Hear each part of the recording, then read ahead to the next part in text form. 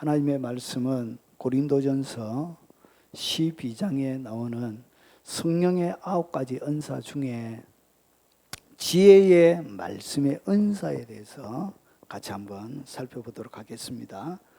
자, 하나님의 말씀은 고린도전서 12장 7절입니다. 우리 같이 한번 읽어보겠습니다. 각 사람에게 성령을 나타내심은 유익하게 하려 하심이니라. 자, 그러면 우리에게 유익을 위해서 뭐가 나타나야 된다고요? 성령의 나타남이 있어야 된다는 것이. 성령의 나타남이 없으니까 우리의 삶들 가운데 뭐가 없지요? 많은 유익들을 누리지 못하고 우리가 이 땅 가운데 살게 되는 거예요. 그러면 성령이 나타나셔서 우리가 누릴 수 있는 유익, 그것을 오늘 한번 살펴보도록 하겠습니다. 자, 오늘 많은 유익들 가운데 한 가지입니다. 자, 먼저 고린도전서 12장에 소개하는 성령의 9가지 은사를 먼저 정리를 좀 하겠습니다. 자, 성령의 9가지 은사, 각 사람에게 성령을 나타내시면 유익하게 하려 하심이니라. 유익을 주는데 어떤 방식으로 주님이 우리에게 유익을 주냐? 이렇게 지혜의 말씀, 어떤 사람에게는 성령으로 말미암아 지혜의 말씀을, 어떤 사람이라는 얘기는 모든 사람에게 주는 것이 아니다는 것이죠. 하나님께서 사람마다 사람에게 필요한 대로 이렇게 나눠주는 것입니다. 그리고 어떤 사람에게는 같은 성령을 따라 지식의 말씀을, 그리고 어떤 사람은 다른 사람에게는 같은 성령으로 믿음을, 그리고 어떤 사람에게는 한 성령으로 병 고치는 은사를, 자, 어떤 사람에게는 능력 행함을, 어떤 사람에게는 예언함을, 그리고 어떤 사람에게는 영들 분별함을, 다른 사람에게는 각종 방언을 말함을, 어떤 사람에게는 방언을 통역함을 주시나니, 자, 이 모든 일은 같은 한 성령이 행하사 그의 뜻대로 각 사람에게 나누어 주시는 것이니라. 이런 방언이 없다라고 얘기하는 분들이 너무나 많이 있습니다. 이는 방언이 없으면 방언 통역이 왜 있죠? 방언이 있으니까 방언 통역이 있는 것이죠. 그러면 방언이 알아듣는 옛날 사람의 나라의 각국 말이다 이렇게 이야기하면 그 나라의 사람은 알아들을 수 있죠. 그러면 통역이 필요가 없죠. 그러니까 알아듣지 못하는 말을 얘기하는 것이죠. 자, 그러면 이것을 딱 정리하면 이런 것입니다. 성령의 9가지 은사, 이것은 뭐냐면 이것은 세 가지로 딱 이렇게 나눠져 있습니다. 첫 번째는 계시하는 거예요. 계시는 뭐냐면 하나님의 뜻들을 사람들에게 나타내시는 것을 우리가 계시라고 부릅니다. 자, 계시의 은사 중에는 뭐가 있냐? 지식의 은사가 있습니다. 이것은 제가 예전에 설명을 앞에 가시면 설명을 제가 해놓았습니다.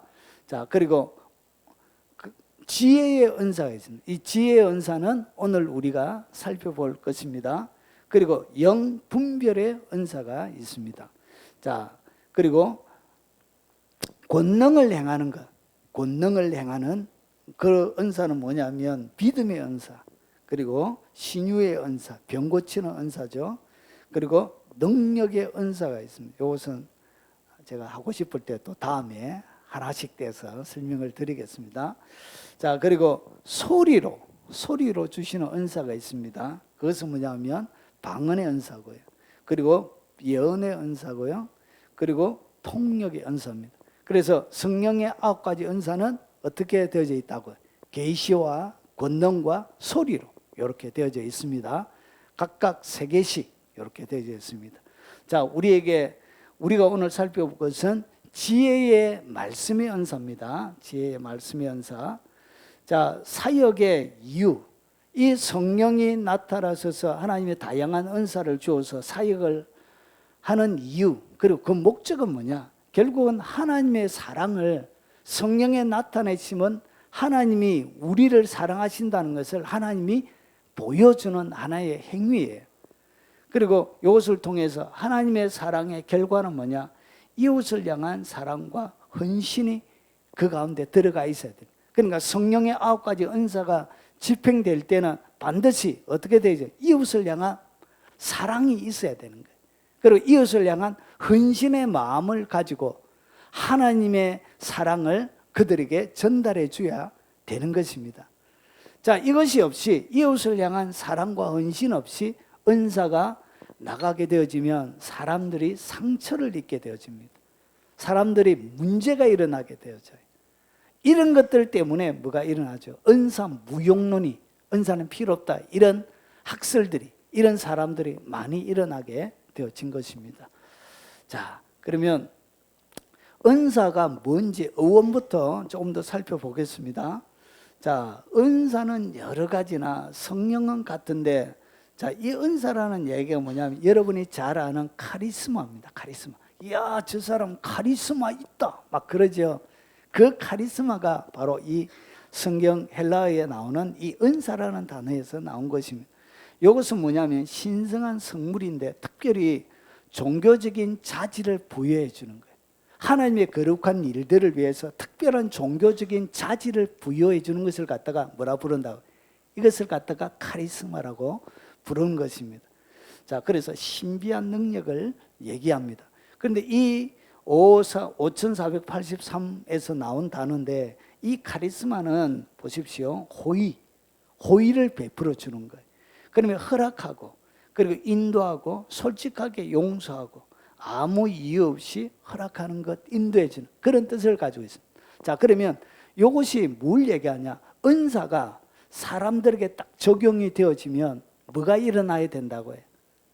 사람들의 마음속에 오늘 여기서 이야기하는 카리조마이처럼 유쾌하게 되는 일이, 기분 좋게 되는 일이 일어나야 돼요. 왜냐? 하나님의 나타남, 성령의 나타남이기 때문에 이 은사가 누군가에게 질병이 걸려서 몸이 아파서 기도를 받은 거예요. 그러고 나서 그 결과로 치유함을 받고 나서 그 다음에 뭐가 일어나야 되죠? 마음에 유쾌, 상쾌, 통쾌가 일어나야 되는 거예요. 그런데 이 유쾌, 상쾌, 통쾌가 아니고 헌금을 좀 해야지, 이렇게. 아이, 맨입으로 닦으면 되는가? 이렇게 일어나오면 여러분, 하나님의 치유를 통해서 고침받아서 좋은데 갑자기 뭐가 생기죠? 마음에 부담이 팍 생기는, 이런 것은 안 된다는 거예요. 누군가에게 하나님께서 지혜의 말씀을 통해서 뭔가 미래에 무슨 일이 일어날지에 대한 통찰력을 얻고 싶은데 거기에 예언을 받으러 갔는데 예언을 받기 전에 앞에 뭐가 있죠? 봉투를 내놔야죠. 봉투를. 그래서 봉투를 10만 원짜리하고 50만 원짜리고 100만 원짜리고 봉투 색깔이 달라요. 색깔이 다르고 거기에 따라 예언의 내용이 바뀌어요. 여러분, 제가 하는 얘기 실제 얘기입니다. 실제로 이렇게 하는 데가 있어요. 이것은 유쾌한 것이 안 되는 거예요. 이것은 성령의 나타남이 아니고 그냥 무당처럼 장사하는 거예요. 오늘 성령이 나타나서 우리 가운데 하나님이 해주시는 것은 항상 뭐가 있다고 해요? 카리스마가 드러나면, 은사가 드러나면 반드시 유쾌하거나 기분 좋은 일이 일어나야 되는 거예요. 그런데 뭔가 사역을 듣고 뭔가 하나님의 은사를 통해서 사역을 받은 것 같은데 이상하게 기분이 더러운 거예요. 그러면 뭐 했다고요? 그 사역 자체가 오염이 되어진 거예요. 그것은 잘못된 사역을 한 거예요.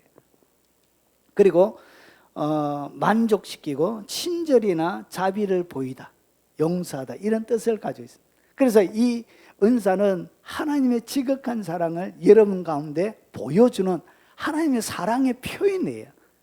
그래서 그 사랑의 표현이 사람들에게 딱 다가갈 때 여러분 사랑으로 다가와야 되는 거예요. 그것이 뭐냐? 카리스마가 제대로 흘러갈 때 사람들이 경험하는 것이 되는 것입니다. 자, 그러면 오늘 우리가 이야기하는 이 지혜, 여러분 이 지혜의 은사에 대해서 사람들이 예언과 굉장히 혼돈을 많이 합니다. 제가 뒤에 정리를 해드리겠는데, 그러면 이 지혜가 신약 성경 가운데 어떻게 사용되어졌는지, 여러분 지혜의 이 어원이 어떻게 되는지 먼저 한번 살펴보겠습니다. 자, 각 사람에게 성령을 나타내시면 유익하게 해주시는데 성령으로 말미암아 지혜의 말씀을, 이런 지혜의 말씀이에요. 그냥 지혜의 은사가 아니고 지혜의 말씀의 은사입니다. 제가 한 번 더 말씀드리겠습니다. 지혜의 은사가 아니고 지혜의 말씀의 은사예요. 말씀의 은사. 자, 요 개념을 잘 잡고 있어야 됩니다. 자, 그러면 들어가 보겠습니다. 원래 우리가 얘기하는 이 지혜라는 이 단어가 시대마다 이것이 조금씩 다르게 사용되어져요. 용례가. 자, 그러면 이것이 성경이 보십시오. 이것이 뭐냐면 소피아입니다. 소피아. 여러분, 사람들 이름 중에 소피아라는 이름을 가지고 있는 분들이 많이 있죠. 그 뜻이 뭐냐? 지혜라는 뜻입니다. 지혜. 예. 자, 그러면 요 고전 헬라 문헌에서는 이 소피아가 어떻게 기록이 되어 사용이 되어졌냐면 보십시오. 유별난 능력과 지식을 가리키는 것으로 초기에는 실제적인 영역까지도 포함이 되어졌습니다. 그러니까 사도들이 살았을 때는 이런 실제적인 뭐가 드러났죠. 초자연적인 능력과 기적과 비밀들이 풀려났던 거예요.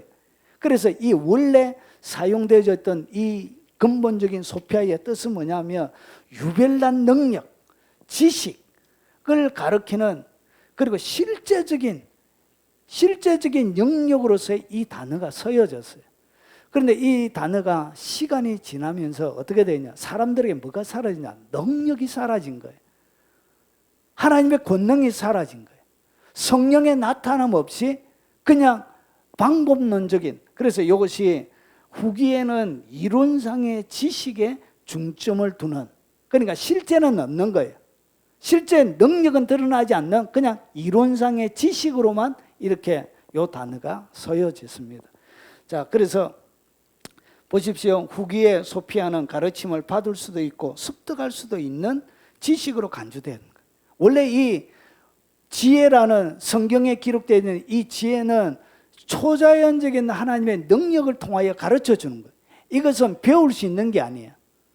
이것은 어떻게 다른 사람에게 습득할 수 있는 이런 것이 아니에요. 그냥 초자연적인 하나님의 공급, 하나님의 나타남을 통하여 주시는 것인데 이것이 뒤에는 바뀌어버린 거예요. 그래서 마치 배울 수 있는 것처럼, 습득할 수 있는 것처럼 이렇게 되어진 거예요. 자, 그래서 스토아파에서는 이론과 실제가 일치하는데 지혜는 뭐냐? 깨닫게 된 지식이라고 이렇게 후에는 이렇게 이것을 사용했습니다.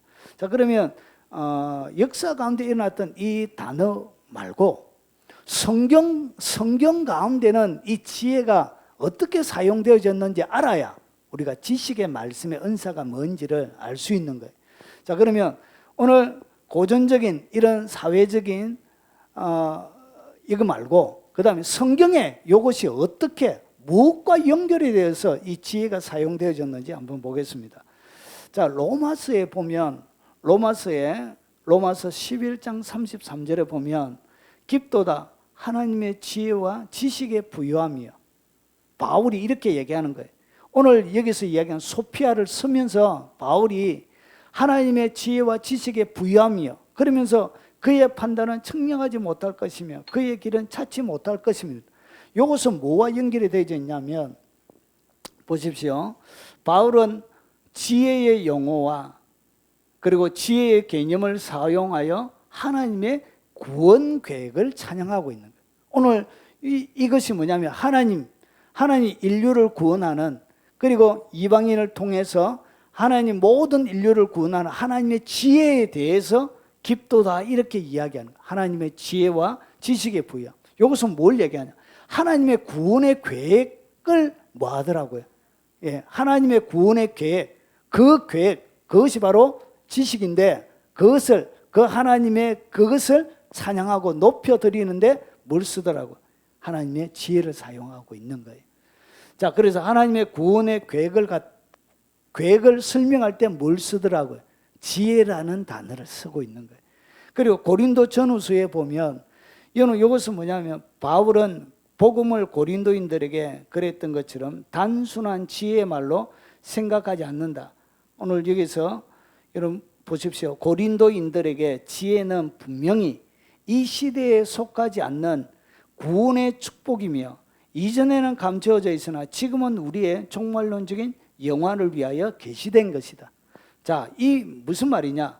여러분, 유대인들 바울이나 사역자들은 뭘 얘기하냐? 우리는 십자가에 못 박히신 그리스도를 증거하고, 그리고 유대인들에게는 끓이는 것이고, 그리고 이방인들은 미련하게 보이는 거예요. 십자가에 못 박혀 주신 이 예수 그리스도의 구원의 은총, 구원받는 이 주님의 방법을 유대인들은 끓이는 것이고 이방인들에게는 미련하게 보이는 거예요.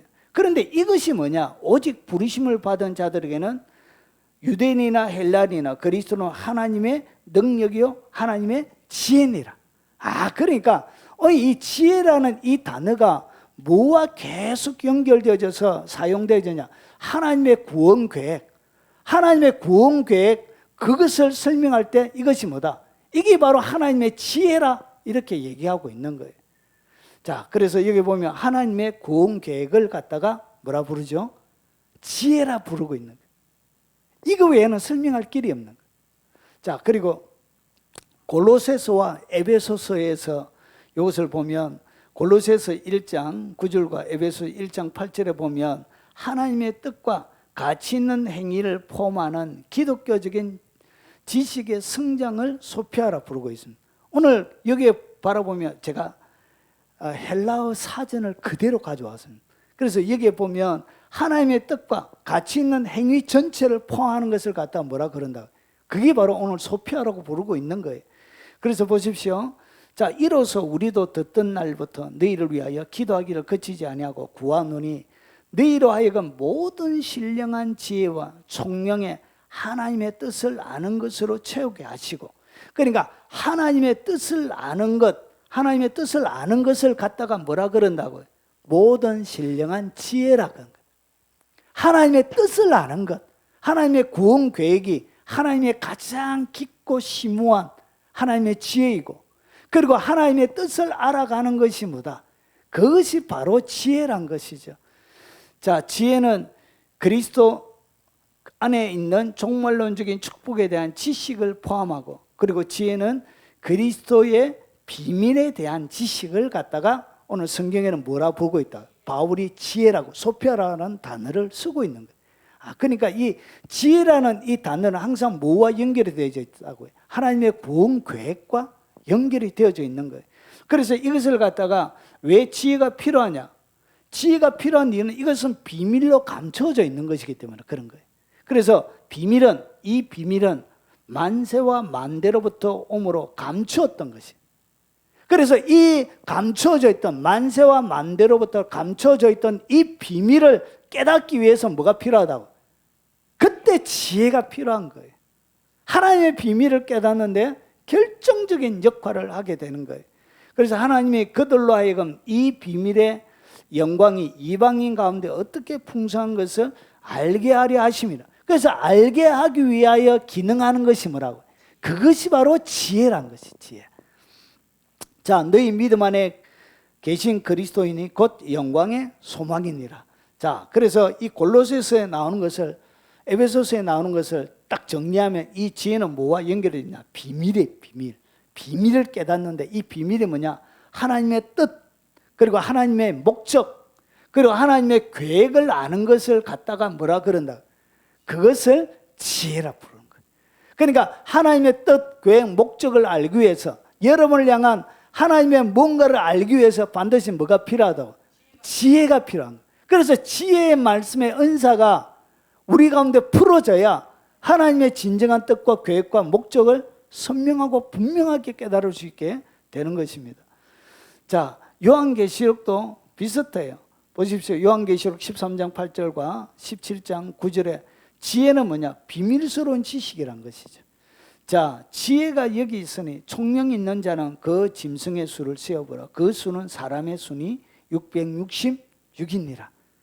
그래서 이 666을 깨닫기 위해서는 뭐가 필요하다고요? 지혜가 필요하다는 것이죠. 자, 지혜에 있는 뜻이 여기 있으니 일곱 머리는 여자가 얹은 일곱 산이요. 그러니까 이것을 알기 위해서는 뭐가 필요하다고? 지혜의 은사가 필요한 거예요. 그래서 하나님의 비밀과 계획과 뜻들은 지혜의 은사를 통해서 풀려나게 되는 거예요. 자, 그러면 정리를 하겠습니다. 비밀. 오늘 여기서 바라보면 오늘 이 사용되어졌던 모든 이 지혜라는 이 단어와 같이 사용되어진 이것은 다 어떤 특징을 가지고 있나? 미래적 성격을 가지고 있는 것입니다. 오늘 666이나 여자의 오늘 여기서 나오는 이 음녀나 일곱산이나 이것은 미래적 성격을 여기에 다분히 담고 있는 것입니다. 그래서 하나님의 뜻, 목적, 계획을 알 때 뭐가 필요한다고? 지혜가 필요한 것입니다. 그래서 정리하면 지혜의 말씀의 은사예요. 지혜의 은사가 아니에요. 그런 건 없어요. 지혜의 말씀의 은사예요. 말씀의 은사. 자, 그래서 지혜의 말씀의 은사는 비밀로 덮여져 있는 하나님의 뜻과 목적과 계획을 보여주는 미래적인 성격의 은사가 되는 거예요. 그래서 우리가 미래에 일어날 여러분의 미래에 일어날 많은 일들을 이야기할 때, 예언해 줄 때 그때 무슨 은사가 작동한다고? 지혜의 말씀의 은사가 작동하는 거예요. 예언에는 뒤에 살펴보겠지만 미래가 없어요. 그래서 여러분 보통 예언해 주고 미래에 대하여 예언해 주는 모든 사람들은 무슨 은사를 가지고 있다고? 지혜의 말씀의 은사로 사역하는 거예요. 자, 그러면 지혜의 말씀의 은사가 아닌 것이 뭐냐? 이것은 지혜의 말씀의 은사가 아니에요. 오늘 솔로몬의 재판을 바라보면 여러분 두 여자가 아기를 낳았죠. 그러다가 한 아기가 죽은 거예요. 한 아기가 죽어가지고 서로 자기 아기라고 막 이렇게 다툼이 일어난 거예요. 그래서 솔로몬 앞에 갔습니다. 솔로몬 앞에 가니까 어떻게 했냐? 왕이 이르되 이 여자는 말하기를 산 것은 내 아들이요 죽은 것은 내 아들이라 하고 저 여자는 말하기를 아니라 죽은 것은 내 아들이요 산 것은 내 아들이라 하는도다. 이렇게 막 다투니까 왕이 이르되 산 아이를 자 칼을 가져와라. 그러고 나서 뭐라고 하느냐? 아이를 둘로 나누어 반은 이 여자에게 주고 반은 저 여자에게 주라. 그러면서 여러분 그 산 아들의 어머니 되는 여자가 그 아들을 위하여 마음이 불붙는 같아서 왕께 아뢰어 청하되 내 주여 산 아이를 그에게 주시고 아무쪼록 죽이지 마옵소서. 그러니까 왕이 대답하여 이르되 산 아이를 저 여자에게 주고 결코 죽이지 말라. 저가 그의 어머니니라. 온 이스라엘이 왕이 심리하여 판결함을 듣고 왕을 두려워하였으니 이는 하나님의 지혜가 그 속에 있어 판결함을 봄이더라. 이것은 지식의 말씀의 은사가 아니에요. 이렇게 주어지는 것은 뭐냐면 그냥 지혜예요. 지혜의 말씀의 은사가 아니에요.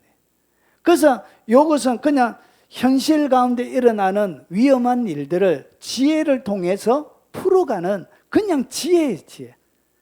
이것을 지혜의 말씀의 은사라고 사용하지는 않습니다. 자, 그리고 너희 중에 누구든지 지혜가 부족하거든 모든 사람에게 구해 주시고 꾸짖지 아니하시는 하나님께 구하라. 그리하면 주시리라. 오늘 여기서 이야기하는 이 지혜도 지혜의 말씀의 은사를 주는 것이 아니라 세상을 살아갈 때 필요한 지혜를 주는 것입니다. 자, 이것을 정리하면 이런 것입니다. 지혜의 말씀의 은사는 초자연적인 것이에요. 자연적인 것이 아니에요.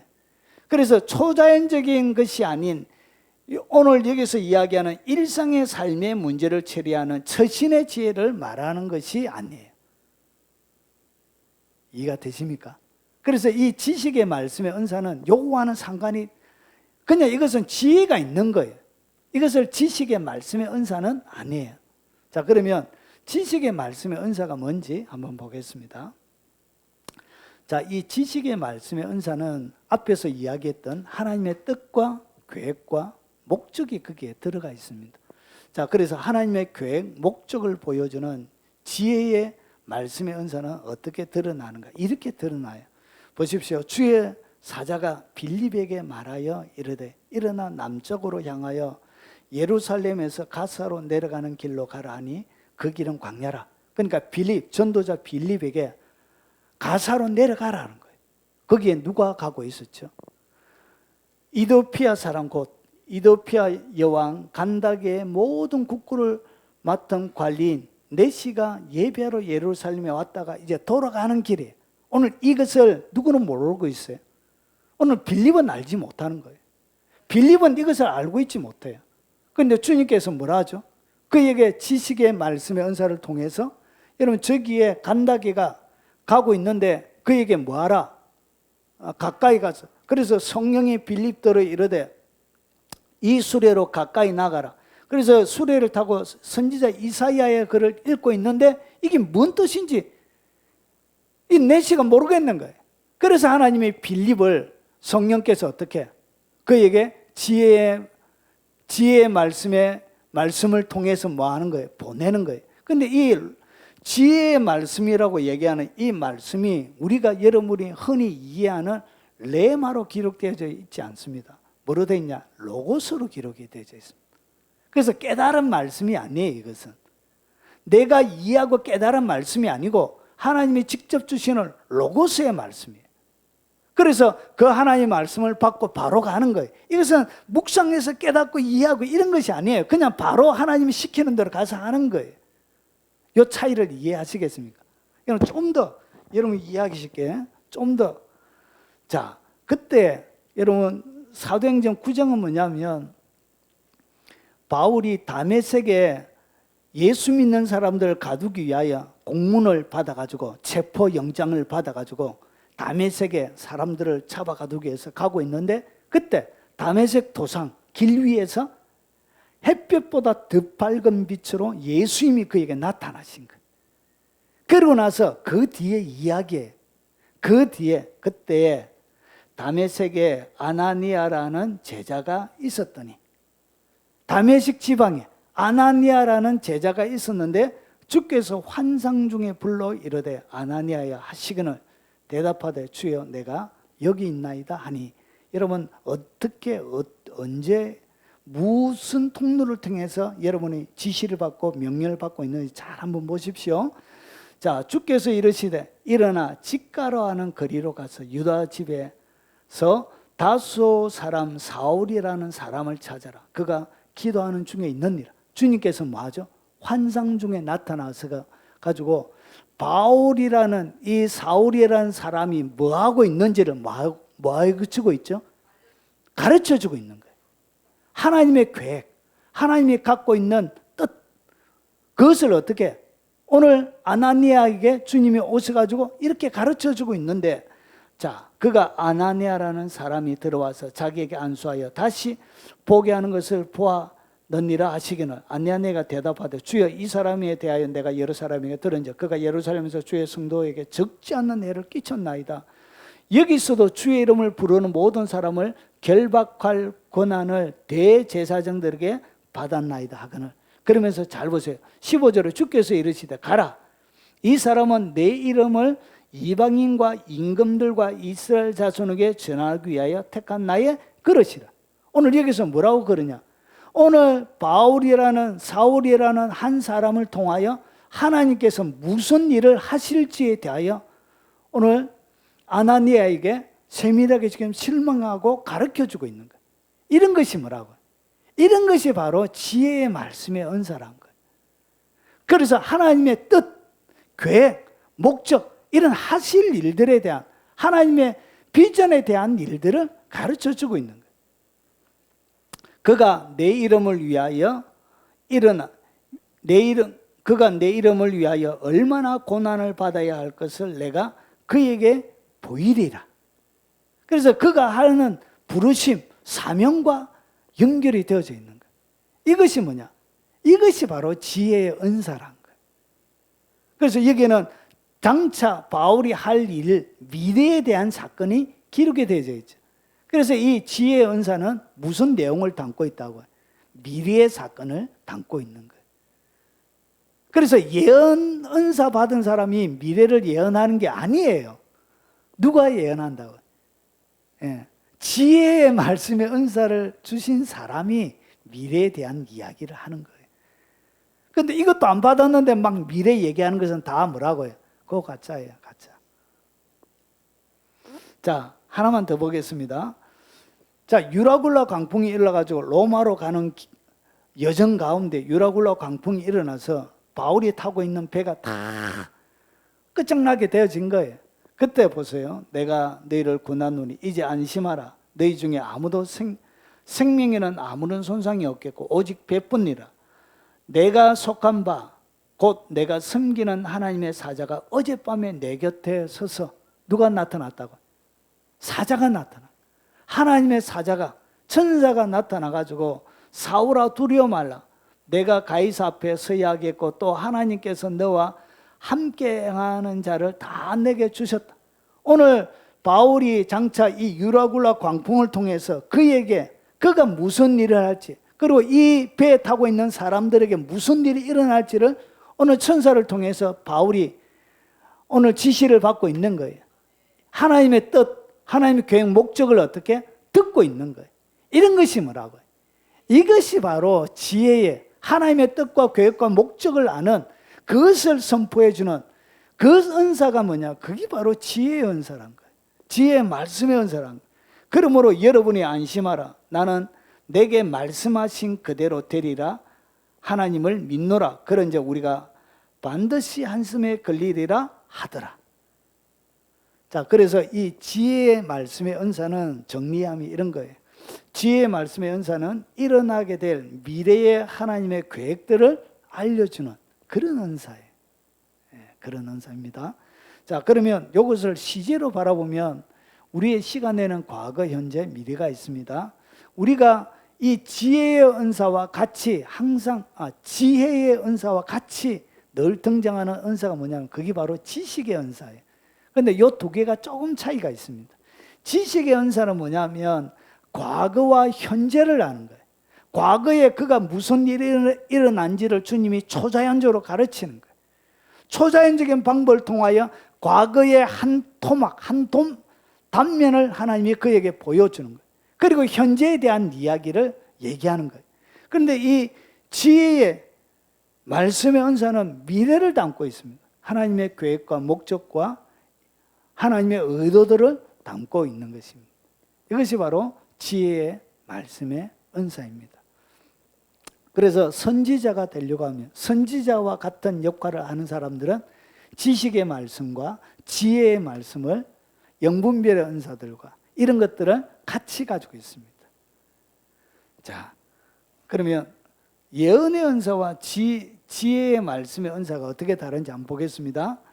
자, 예언, 우리가 예언의 은사, 예언 받으러 막 가고 이렇게 하는데 잘 한번 보십시오. 이런 말을 잘못 쓰고 있어요. 자, 사랑을 추구하며 신령한 것들을 사모하되 특별히 예언을 하려고 하라. 성경은 예언을 금하고 있습니까? 하라고 하고 있습니까? 하라고 하고 있죠. 근데 한국 교회는 특별히 예언하라고 바울은 얘기하고 있는데 교회는 하지 마라 그래요. 그거 성경적이지 못한 거예요. 예언을 하는 것이 우리에게 훨씬 유익하고요. 그리고 성령에 나타나면 우리에게 유익을 주는 것입니다. 그래서 특별히 예언을 하라고 하라. 이건 명령입니다.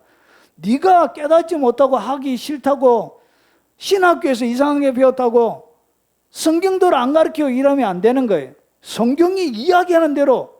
그래서 특별히 예언하는 것은 지극히 성경적인 것입니다. 자, 그러면 예언하는 자는 사람에게 말하여 사람에게 말을 한다는 얘기는 먼저 사람에게 말하기 전에 무슨 과정이 있냐면 하나님께 받는 말씀을 받는 과정이 먼저 있습니다. 예, 제가 예언의 은사에 대해서 예전에 설교해 놓은 게 있습니다. 여러분 가서 보시면 됩니다. 자, 그래서 이 예언할 때 하나님 앞에 말씀을 받고 나서 그 다음에 뭐하냐? 이 예언의 기능은 덕을 세워주는 거예요. 사람에게 덕을 세워주는 거예요. 덕이 세워진다. 내가 사람을 유익하게 만들어준다는 거예요. 그리고 그래서 그 다음에 권면하는 거예요. 예언은 뭐 하는 것이라고? 권면하는 거예요. 사람이 잘못되어져 가는 길들을 돌이켜서 새로운 길로 올 수 있도록 잘 권면해 주는 그런 역할을 합니다. 그리고 이 예언은 뭐 하는 것이냐? 위로해 주는 거예요. 위로. 그래서 예언의 3대 기능은 여러분 여기에서 사람에게 덕을 세워주고 그들을 권면해주고 그를 위로해주는 거예요. 그래서 이 연애는 보십시오. 개인적인 덕을 세워주고 그리고 교회 덕을 세우는 거예요. 오늘 여기 예언하는 자는 교회의 덕을 세우나니. 그래서 이 연애는 뭐가 없다고요? 현재적인 일을 하는 거예요. 예언 자체는 뭐가 없다고요? 미래가 없어요. 미래가 없어요. 미래에 대한 이야기가. 그래서 예언 받으러 가가지고 예언의 연사 해가지고 막 이렇게 미래 막 아무 때나 막 하고 하면, 예. 자, 그러면 그가 미래를 예언하려고 하면 예언의 은사뿐만 아니라 뭘 또 하나 더 가져야 되죠? 예. 지식의 지혜의 말씀의 은사가 복합적으로 있을 때는 예언도 하고 그 다음에 뭐도 하죠? 예. 그 다음에 이제 지혜의 말씀을 통해서 미래도 얘기할 수 있는 거예요. 자, 그래서 이 지혜의 말씀에서는 하나님의 뜻과 그리고 하나님의 목적과 그리고 하나님의 계획을 가르쳐 주는 거예요. 그리고 이것은 하나님의 일을 위한 거예요. 그리고 이것은 부르심과 사명과 연결이 되어 있고, 그리고 지혜의 말씀의 은사는 미래의 일들을 이야기하고 있습니다. 자, 그런데 여기서 여러분 딱 짚고 넘어가야 될 중요한 사항 하나가 있는데 그것이 뭐냐? 그러면 예언이 항상 있느냐? 그리고 지혜의 말씀이 내게 항상 있느냐? 늘 머물러 있느냐는 것이죠. 우리 김원경 집사님 어찌 생각하십니까? 정답입니다. 항상 머물러 있는 거 아니에요. 예언의 은사가 항상 발동하는 게 아니에요. 예언의 은사는 어떻게 하냐? 하나님이 그에게 말씀을 해주셔야 그 다음에 흘러가는 거예요. 근데 하나님이 저 사람에 대하여 아무 얘기 안 했는데 말하게 되어지면 이것은 뭐라고요? 그냥 개인적인 감정을 통해서 하는 거예요. 여러분, 이 예언도 초자연적인 방법으로 하는 거예요. 그리고 이 지혜의 말씀이 항상 머물러 있습니까? 우리 강 집사님의 미래에 대한 모든 것을 이 지혜의 말씀의 은사가 있다고 해서 무조건 다 합니까? 아니죠. 이 예언이나 지혜나 이 모든 은사들은 부분적으로 가르쳐줘요. 하나님이 전체를 안 가르쳐요. 부분적으로, 전체 중에 부분적으로 필요한 그것만 딱 가르쳐요. 그래서 여러분이 참 여러분 스스로를 바라볼 때 불리하게 느껴지는 거 많이 있잖아요. 감추고 싶은 거 있잖아요. 그래서 지혜의 말씀의 은사를 받아가지고 여러 가지 예언을 많이 맞췄다고 해서 여러분의 모든 것을 다 아는 것이 아니에요. 왜냐? 하나님은 그렇게 안 가르쳐줘요. 안 가르쳐요. 여러분이 쪽팔리게 안 한다니까요. 은사는 여러분을 뭐하게 한다? 유익하게 하는데 여러분을 부끄럽게 만든다. 그것은 은사가 아니에요.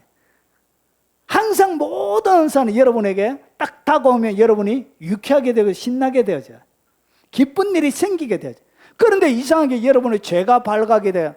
매월 며칠 날 무슨 죄 짓지? 이래. 네 그날 저녁의 장면을 내가 보았다. 이것은 누가 하냐? 귀신이 하는 거예요. 정죄하고. 그래서 저희 동생도 은사가 9개를 받았어요. 중학교 3학년 때. 은사를 9개 받으니까. 여러분, 성령은 그렇게 안 하는데 어떻게 했냐? 아이들이 죄 지은 걸 다 하는 거야, 얘가. 중학교 3학년짜리가 네 무슨 죄 지은지를 다 아는 거야, 이렇게. 그것은 뭐라고요? 성령님이 그렇게 하시는 것이 아니에요. 하나님은 여러분들을 뭐 하지 않는다? 부끄럽게 하지 않는다. 예, 그래서 여러분은 정말 대단한 하나님의 사역자처럼 모든 것 얘기하면 무조건 잘 들어맞는, 예언도 척척척척 다 맞는 그런 사람 앞에 가면 왠지 모르게 여러분 주눅 들고 여러분의 모든 것이 들킬까 봐 전전긍긍하고, 하나님 앞에는 내가 두렵지 않는데 이상하게 그 사람 앞에 가면 숨고 싶고 막 그런 적이 있지요. 마음 푹 놓으십시오. 하나님 뭐 하지 않는다? 안 가르쳐줘요. 안 가르쳐줘요. 마치 이런 거예요. 저희 딸이 있는 치부를 제가 여러분들에게 까발리겠습니까? 아내 치부를 까발리겠습니까? 여러분이 여러분의 치부를 다른 사람에게 까발리겠습니까? 안 까발리죠. 그와 마찬가지로 하나님은 절대로 그런 일을 안 하세요. 그런 일을 하는 것은 누구다? 귀신이 하는 거예요. 귀신이 하는 거예요. 자, 그래서 하나님의 진짜 사역자들은 뭐 하지 않는다? 모른다. 예, 모릅니다. 하나님이 보여주는 것만. 그리고 이 은사는 항상 작용하는 것이 아니고 주님이 주실 때만 작용합니다. 됐죠? 자, 그러면 지혜의 말씀의 은사는 이 지혜의 말씀의 은사를 통해서 여러분이 뭔가를 받잖아요. 뭔가를 받았다고 해서 지혜의 말씀의 은사를 통하여 받았던 이것이 무조건 다 성취되어지느냐는 것이죠. 이것이 모두 다 이루어지냐? 그렇지 않습니다. 지혜의 말씀의 은사를 통해서 여러분의 미래에 대한 뭔가를 받았다 해도 여러분의 미래를 뭐 할 수 있냐? 바꿀 수 있습니다. 자, 한번 보겠습니다. 여러분, 여호와의 말씀이 디셉 사람 엘리야에게 임한 거예요. 임해가지고 어떻게 했냐? 너는 일어나 내려가서 사마리아에 있는 이스라엘 왕 아합과 만나라. 그가 나봇의 포도원을 차지하려 그리로 내려갔나니 너는 그에게 말하여 이르기를 여호와의 말씀이 내가 죽이고 또 빼앗느냐 하셨다 하고 또 그에게 이르기를 여호와의 말씀이 개들이 나봇의 피를 핥던 곳에서 개들이 내 피고 내 몸의 피도 핥으리라 하였다 하라. 여러분, 나봇의 이 포도원이 너무나 좋아서 어떻게 했다고요? 아합이 이세벨, 악녀, 사악한 이세벨의 계략에 놀아나가지고 어떻게 했냐? 중상모략해가지고 나봇을 죽이고 그 포도원을 빼앗은 거예요. 그때 주님이 이 엘리야를 보내가지고 너도 죽는다. 나봇의 피를 흘린 자리에. 그리고 개들이 곧 내 피, 곧 내 몸의 피도 핥는다. 이렇게 딱 얘기한 거예요. 그러니까 자기의 미래에 일어날 일들을 이 지식의 지혜의 말씀의 은사를 통해서 지혜의 말씀을 받은 거예요. 하나님의 계획, 그리고 하나님이 어떻게 하실지에 대한 방향성에 대한 것을 받은 거예요. 하나님의 계획을 들은 거예요. 그것을 갖다가 지혜라고 하는 거예요. 들었는데 어떻게 했냐? 아합이 이 모든 말을 들을 때 그의 옷을 찢고 굵은 배로 몸을 동이고 금식하고 굵은 배에 누우며 또 풀이 주고 다니니라. 참 아합이 이런 면도 있어요. 아합이 풀이 주고 가지고 막 이래 다니니까 그렇게 북이스라엘 전체를 바울의 우상으로 물들였던 사악한 자인데 이 풀이 주고 가지고 뭐 회개하면서 다니니까 하나님의 마음이 어떻게? 하나님은 저놈을 죽이는 것이 하나님의 목적이었는데 아합이 여호와의 말씀이 디세사라 엘리야에게 임하여 이르시되 아합이 내 앞에서 겸비함을 내가 보느냐? 그가 내 앞에 겸비함으로 내가 재앙을 저의 시대에는 내리지 아니하고 그의 아들 시대에 그의 집에 재앙을 내리리라 하셨다. 결국은 어떻게 했다고? 지혜의 말씀을 통해서 하나님의 진노, 하나님의 계획을 들었는데 회개하니까 그 하나님의 계획이 어떻게 바뀌어지는 거예요. 그래서 지혜의 말씀은 그걸 받았다 해서 완전히 일어나는 게 아니에요. 위대한 하나님의 사람으로 예언을 통해서 지혜의 말씀을 통해서 들었는데 여러분이 그 위대한 사람으로 준비 안 되면 여러분이 하나님의 계획을 들었지만 그것이 그렇게 됩니까? 안 됩니까? 안 돼요. 안 돼. 뭔가 지혜의 말씀을 통해서 대단한 이야기 듣는 것, 그게 중요한 게 아니에요. 그런 것보다 더 중요한 것은 하나님이 들었을 만한 좋은 도구로 내가 준비되어져 가는 게 더 중요한 거예요. 여러분, 히스기야가 병들어 죽게 되어진 거예요. 그리고 하나님께서 여호와의 말씀이 너는 짐을 정리하라. 내가 죽고 살지 못하리라. 히스기야 너는 죽어. 그래가지고 이사야를 통해서 하나님께서 지혜의 말씀을 통해서 하나님의 메시지를 전달한 거예요. 하나님의 계획을 전달한 거예요. 그런데 히스기야가 낮을 벽으로 향하고 기도하여 여호와께 기도하여 이때 막 기도하니까 보십시오. 너는 하나님께서 이사야에게 또 가서 너는 돌아가서 내 백성의 주권자 히스기야에게 이르기를 왕의 조상 다윗의 하나님 여호와의 말씀이 내가 내 기도를 들었고 내 눈물을 보았노라. 내가 너를 낫게 하리니 내가 3일 만에 여호와의 성전에 올라가겠고 내가 내 날에 15년을 더할 것이며 결국은 죽는다고 이야기했는데 막 낫을 향하여 막 회개하면서 막 기도하고 하나님의 긍휼과 자비로 호소하니까 주님이 누구를? 이사야를 바로 보내는 거예요.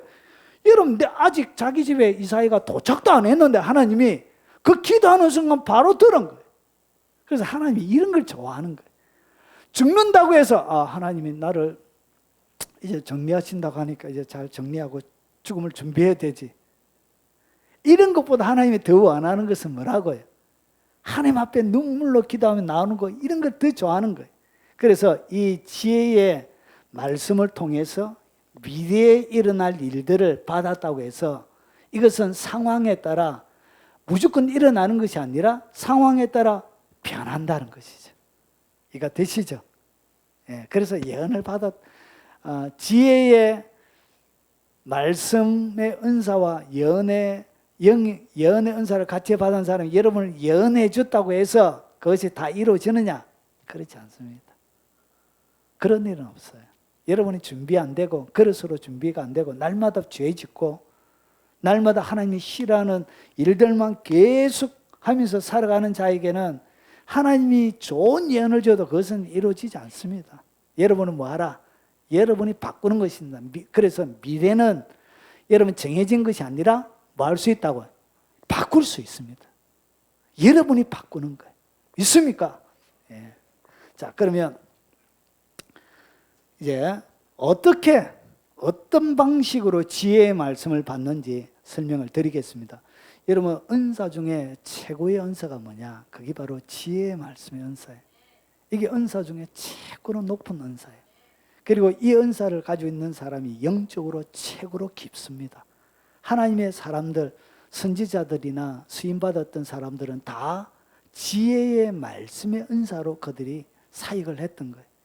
자, 그러면 그들이 어떻게 지혜의 말씀, 하나님으로부터 지혜의 말씀을 듣는지 한번 보겠습니다. 자, 영의 직관을 통하여 하나님이 지혜의 말씀을 주실 때가 있습니다. 그런데 이것은 지혜의 말씀의 은사의 초기에 나타나는 거예요. 초기, 아주 낮은 초기. 이것은 뭐냐? 여러분, 여러 날 걸려 금식하는 절기가 지나고 나서 그 다음에 바울이 여러분이요, 내가 보니 이번 항해가 하물과 배만 아니라 우리 생명도 타격과 손해를 끼치리라 하되. 그러니까 오늘 여기서 본다는 얘기가 뭐냐면 현대인의 성경에는 생각하기. 그러니까 내가 생각하기. 이것이 하나님이 무슨 분명한 말씀으로 주신 것이 아니고 영적인 직감을 통하여 딱 생각하니까 뭔가 일이 일어날 것 같은 거예요. 마치 여러분 가족들에게 뭔가 일이 막 일어날 것처럼 뭔가 일이 있을 때 마음이 막 불안하고 그러잖아요. 그런 거와 똑같은 거예요. 이런 방식으로 하나님이 뭘 준다고요?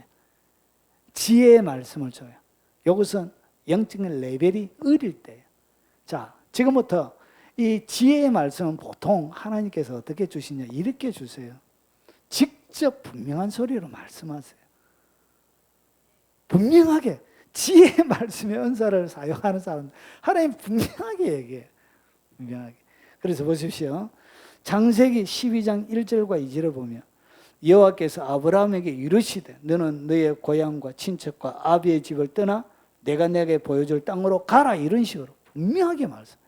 선지자 이사야에게 했던 것처럼, 엘리야에게 했던 것처럼, 많은 하나님의 선지자들에게 했던 것처럼 하나님의 지혜의 말씀, 오늘 우리가 앞에서 살펴보았던 아나니아에게 했던 것처럼 뭐 한다고요? 주님이 직접 얘기하세요.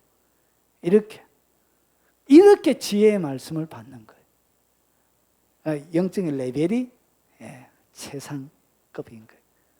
주님의 음성을 직접 듣습니다. 이렇게 지혜의 말씀을 받는 거예요. 이런 것이 아니고 영적인 직관을 통하여 긴가민가 해가지고 이렇게 받는 그런 사람들 하면 안 돼요. 대부분의 사람들이 긴가민가한 상태에서 얘기를 해요. 그 사람은 지혜의 말씀의 은사를 받은 사람이 아니에요. 그거는 모든 그리스도인들에게 다 있는 거예요. 그리고 세 번째, 환상과 꿈을 통하여 주님이 분명하게 이야기합니다. 지혜의 말씀, 이 꿈을 통해서 말씀하세요. 그리고 환상을 통하여 말씀하세요. 여러분, 다메섹에 아나니아 하는 제자가 있었더니 주께서 환상 중에 불러 이르시되, 환상 중에 뭐가 열렸다고요? 주님이 나타나신 거예요.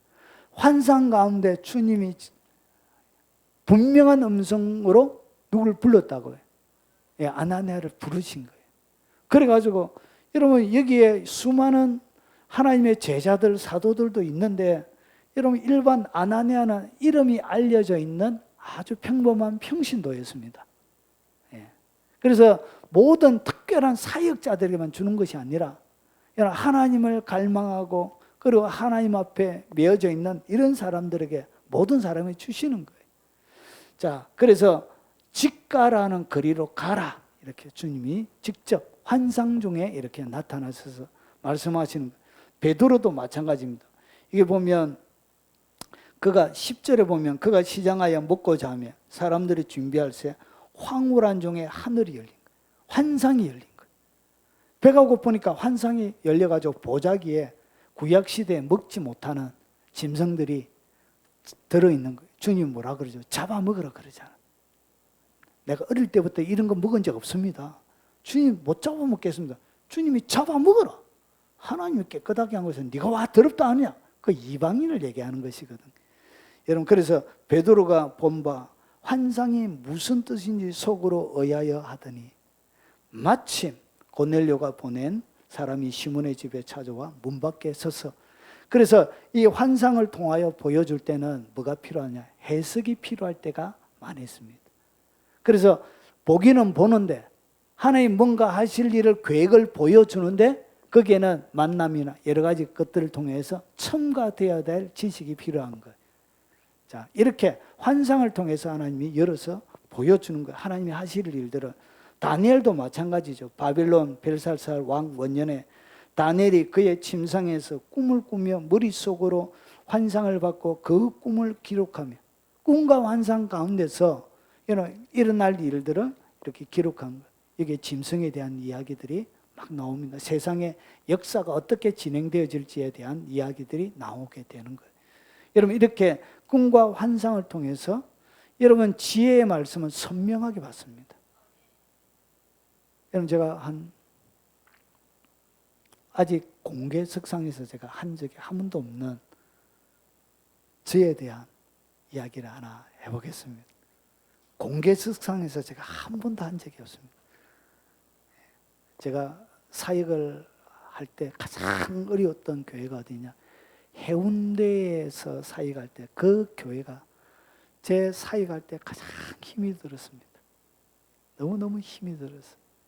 그때 새벽기도를 마치고 갑자기 비몽사몽간 그러니까 황홀한 중에 환상이 열린 거예요. 환상이.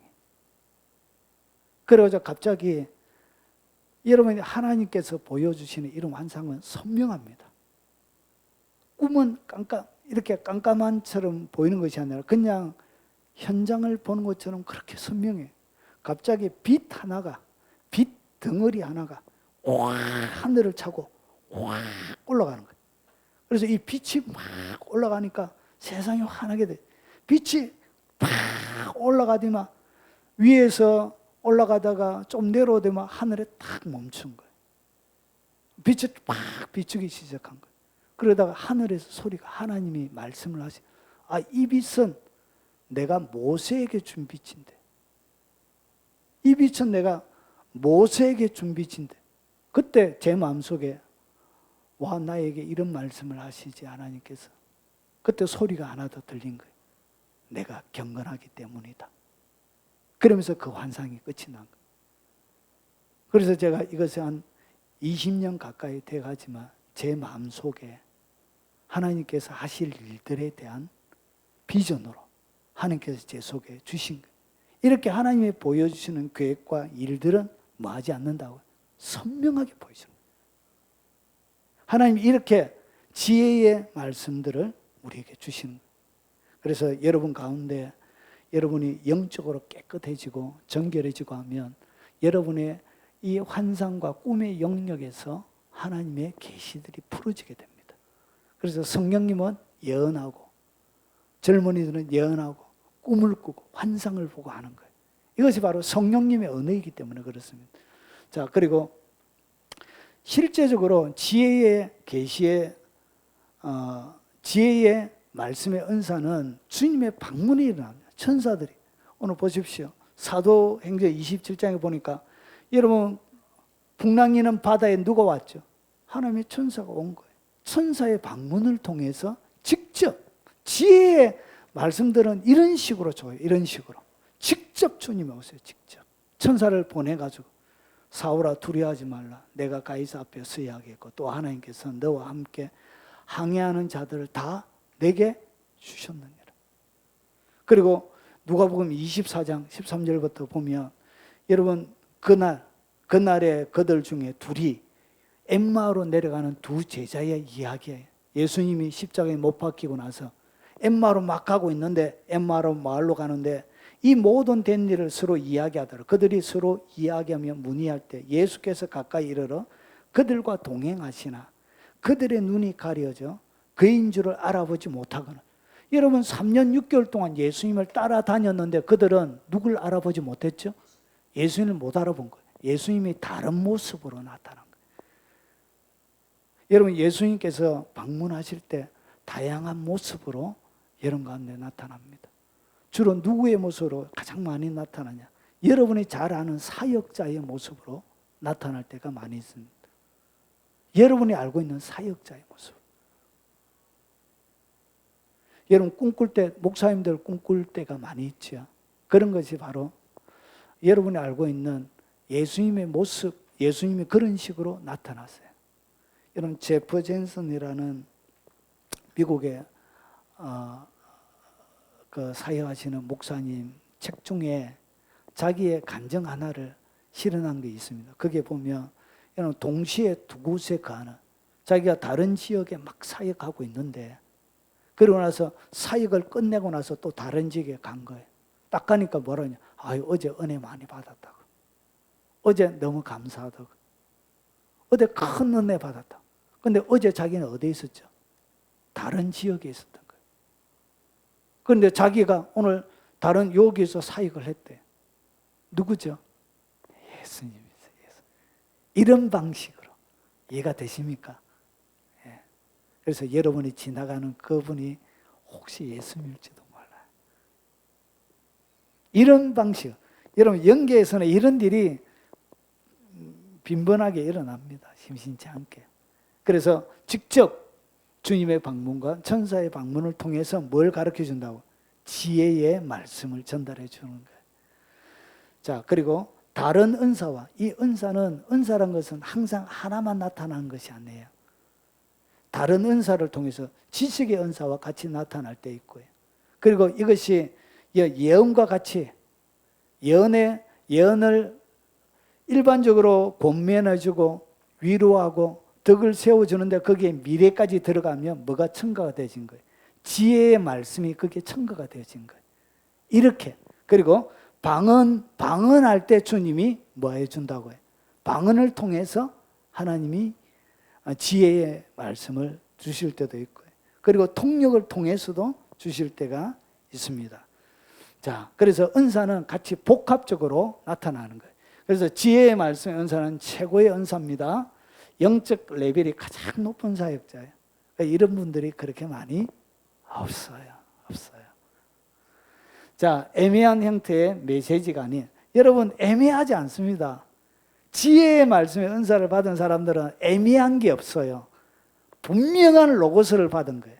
내가 이해해서 전달하는 게 아니에요. 레마로 전달하는 게 아니에요. 로고스로 전달하는 거예요. 직접 받은 것을 전달하겠다는, 이것은 분명하고 정확해요. 그래서 직접적인 대면의 음성이나 환상, 주님의 방문과 천사의 방문을 받아서 대부분 사역하게 됩니다. 이렇게 되어집니다. 자, 마지막입니다. 자, 어떤 자들에게 그러면 지혜의 말씀의 은사를 하나님이 주시는지 굵직굵직하게 말씀드리고 마무리하겠습니다. 주님의 뭐가 되라? 친구가 되라는 것이. 여러분 비밀을 누구에게 이야기하죠? 친구에게. 그래서 어떤 친구냐? 주님을 순수하고 뜨거운 마음으로 사랑하는 그런 친구예요. 오늘 여기에 보면 친구에 대한 이야기가 나오는데 요한복음 15장에 사람이 친구를 위하여 자기 목숨을 버리면 이보다 더 큰 사랑이 없나니 너희는 내가 명령한 대로 행하면 곧 나의 친구라. 그러니까 목숨을 버릴 정도로 주님을 사랑하라는 것이죠. 그게 진짜 친구라는 것이지. 그런 친구가 되라는 거예요. 그래서 내 목숨을 다 버릴 정도로 주님을 사랑하게 되어지면 이제부터는 너희를 뭐라 하지 아니하리라. 종이라 하지 아니하리니 종은 주인이 하는 것을 알지 못함이라. 너희를 친구로 하였노니 내가 내 아버지께 들은 것을 다 너희에게 알게 하려 하였습니다. 뭐 한다고요? 다.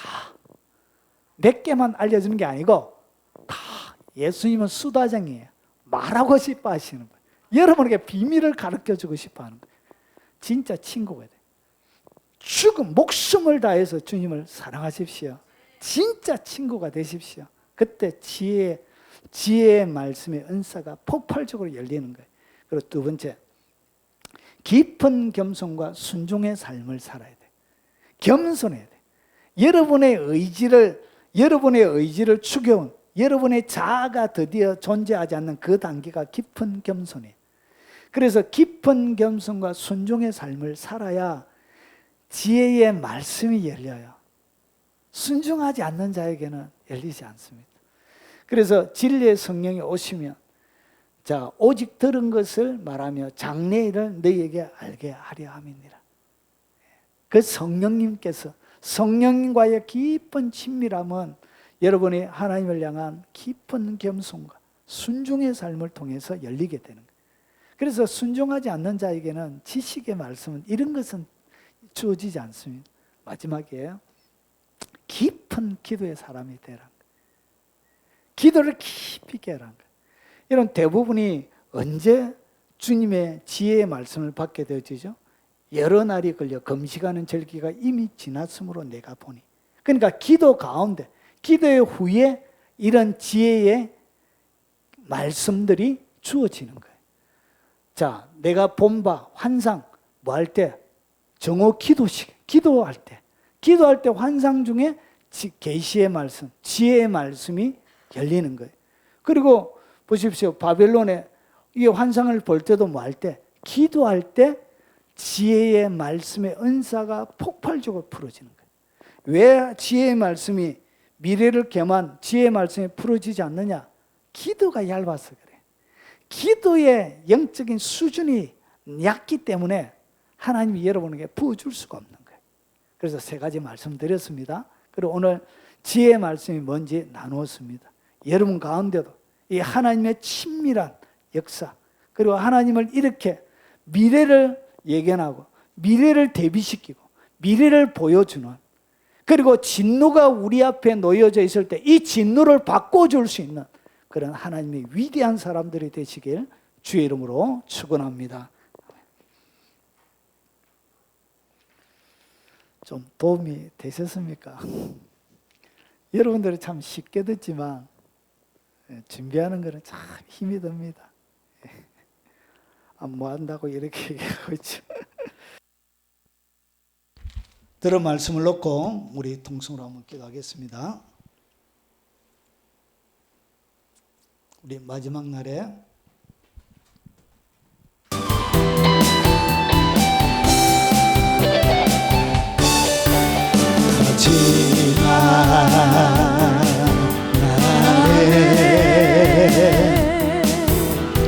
내가 나의 영으로 모든 백성에게 부어주리라.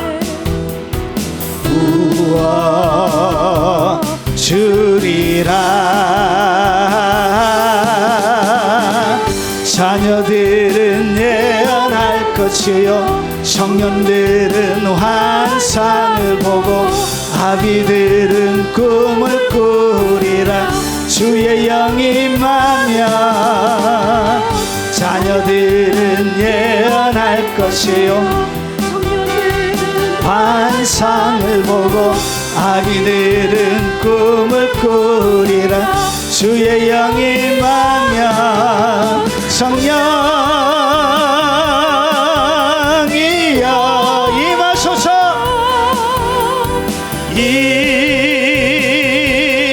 임하소서. 성령이여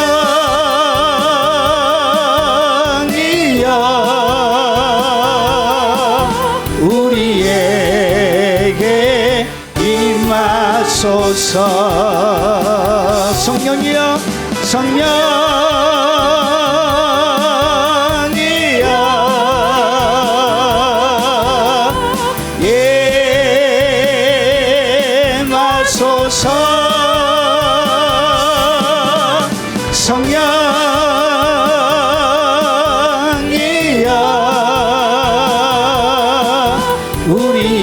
우리에게 우리 두 손 들고 성령이여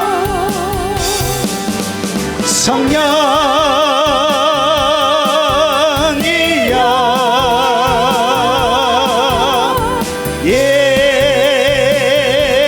임하소서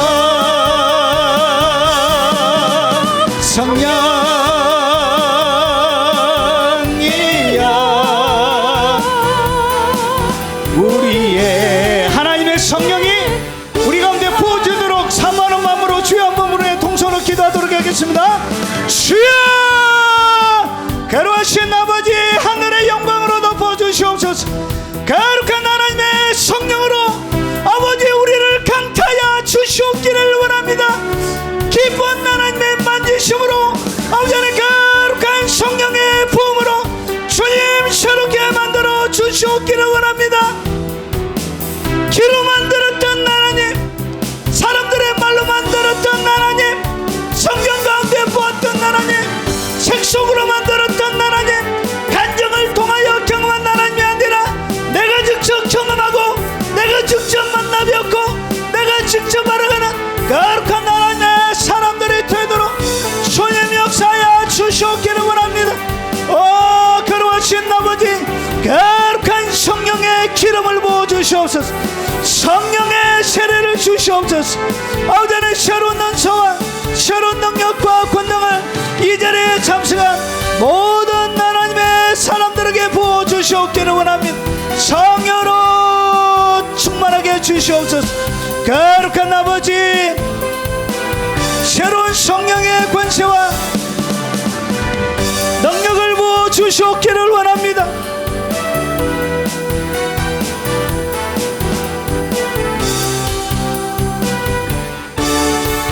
성령의 나타남은 우리를 유익하게 하기 위함에 하셨던 것처럼 거룩하신 아버지 우리 일생 가운데 아버지 주시기를 원하셨던 거룩한 성령의 나타남을 주시옵소서. 거룩한 성령의 기름 부음을 주시고 거룩한 성령의 운행하심이 아버지 우리 심령 가운데 넘쳐날 수 있도록 아버지 성령을 부어주시옵소서. 거룩한 성령을 부어주시옵소서. 환상이 열리게 하시고 예언이 그들 가운데 터지게 하시고 하나님의 놀라운 지식의 말씀이 지혜의 말씀이 영들을 분별하는 은사가 아버지 그들 가운데 병을 고치고 능력을 행하고 믿음으로 이 땅 가운데 도전하는 거룩한 아버지 은사들이 풀어지게 하시고 방언과 통역과 예언을 주시옵소서. 거룩한 하나님의 영광으로 이 땅 가운데 살아갈 수 있도록 주님 도와주시고 거룩한 하늘의 자원이 아버지 하나님 하늘의 자원으로 이 땅을 섬기며 주님의 백성들을 섬기며 거룩한 하나님의 영광을 드러낼 수 있도록 주님 도와주시고 주님 역사하여 주시고 아버지 인도하여 주시옵기를 원합니다. 오 거룩하신 아버지 주님의 깊은 만주심을 주시고 거룩한 성령의 능력으로 충만하게 덮어 주시옵소서. 새로운 은혜를 주시옵소서. 새로운 은혜를 주시옵소서. 리샤르카바라카바라케벨로레시 올레케르벨로라카바라케벨로레시 쇼레케벨로레시 올레케르벨로라카바라케벨라카바라케벨로레시 리샤르케벨로라카바라케벨로레시 올레카바라카바라케벨로레시 쇼레케벨로라카바라케벨로레시 올레케르바라케벨로라카바라케벨로레시 자비하신 아버지 거룩한 하나님의 성령과 능력의 기름 부음을 주시고 이 땅 가운데 하나님의 영광을 온전히 드러내는 아버지 평생의 삶이 되어줄 수 있도록 주님 도와주시고 한 주간 살아갈 때도 주님과 더불어 기도하며 나아갈 때 하나님의 성령으로 덮어주시옵소서. 거룩한 하나님의 영광을 쏟아부어 주시옵소서. 하나님의 놀라운 은사와 권능을 쏟아부어 주시옵소서. 자비하신 아버지, 주의 성령을 부어 주시옵소서. 은사를 풀어놓아 주시옵소서. 성령의 나타남이 그들의 심령 가운데 충만하게 도와 주시옵소서. 그들에게 필요한 것으로 하늘의 장으로 충만하게 채워 주시옵소서. 자비하신 아버지, 오늘 이 거룩한 말씀이 그들 가운데 이루어지는 복을 주시고 평생을 살아가는 동안 성령의 나타남을 통하여 이 땅 가운데 하나님의 영광을 드러내는 위대한 삶이 되도록 하나님 능력으로 역사해 주시옵기를 원합니다. 마음과 정성을 예물에 담아 주님 앞에 마음을 드리오니 이 예물을 받아주시고 그들의 사랑을 받아주시고 그들의 열정과 헌신을 받아주시고 이 예물이 숨겨지는 곳곳마다 주의 이름이 높여지게 하시고 위로받고 하나님의 사람들이 격려받게 하시고 하나님의 사람들이 하나님의 손길을 경험할 수 있도록 주님 능력과 권능으로 역사하여 주옵시길 원합니다. 살아가는 생업 위에 풍요로움을 주시고 넉넉함을 주시고 아버지 차고 흘러 넘치도록 아버지 하나님 주셔서 평생 동안 나눠주며 하늘의 부여를 담아내는 복된 믿음의 삶이 되도록 하시고 특별히 연로하신 부모님들 머리 위에 하나님 주께서 손 얹어 복을 주시고 강건함을 주시고 평생 동안 기도하며 그들의 남아있는 인생 삶을 하나님 앞에 드릴 수 있도록 하나님 도와주시고 노년에 큰 복을 주시옵기를 원합니다. 우리의 어린 자녀들과 손자 손녀들 머리 위에 하나님 복을 주시고 하나님의 지혜가 있게 하시고 하나님의 만남의 복이 있게 하시고 하나님의 풍요로움의 복이 머물러 있도록 하시고 평생 동안 하나님의 나라의 보물창고의 열쇠를 가지고 이 땅을 섬기는 위대하고 걸출한 인물들이 그들의 가문 가운데 많이 나오도록 역사해 주시고 유튜브를 통하여 헌금하며 하나님 앞에 마음을 드리는 귀한 하나님의 사람들의 그 마음과 정성과 예물을 받아 주시옵소서. 모든 것 감사드리며 예수님 이름으로 기도합나이다. 아멘. 마지막 찬양입니다.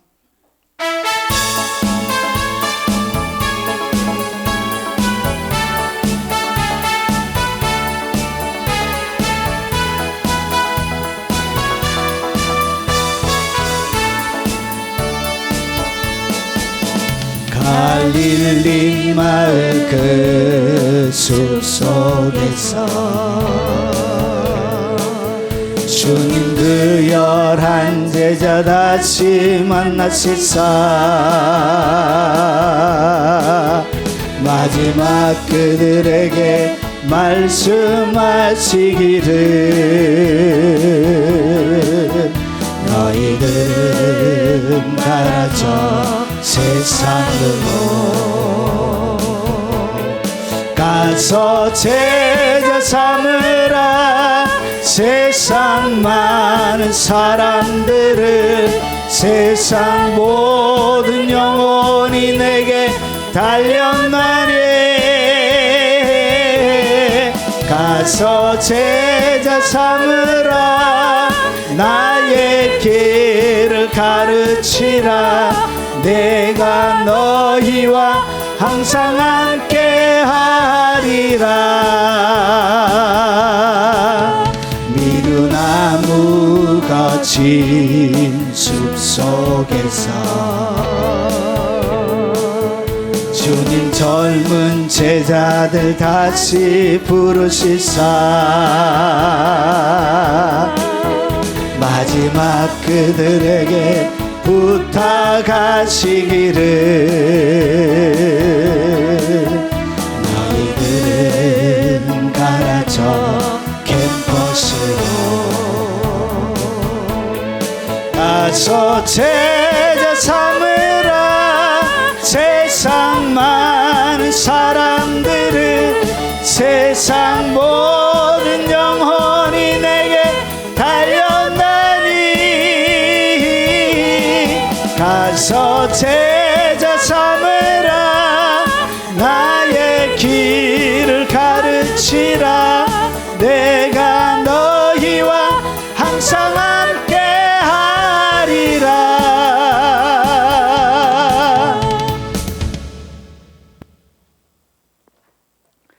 지금은 우리 구주 예수 그리스도의 은혜와 성부 하나님의 지극하고 크신 사랑과 성령님이 함께 하심으로 더 깊은 하나님의 영역에 하나님이 주시는 초자연적인 성령의 능력과 권능을 가지고 이 땅을 섬기며 헌신하길 원하는 이 자리에 참석한 모든 사랑하는 하나님의 모든 백성들 머리 위에, 연로하신 부모님 머리 위에, 어린 자녀들과 손자 손녀들 머리 위에, 그리고 주의 복음으로 전 세계 교회를 섬기는 동력자들과 동력하는 모든 교회 위에, 그리고 병상에서 주님을 섬기는 환자분들 머리 위에, 그리고 집에서 하나님을 섬기며 경배하는 하나님의 백성들 머리 위에, 그리고 전 세계에 흩어져 있는 많은 교포 성도들 머리 위에, 한국에서 같이 예배드리는 많은 주의 백성들 머리 위에 지금부터 영원 무궁토록 함께 있을지어다. 아멘.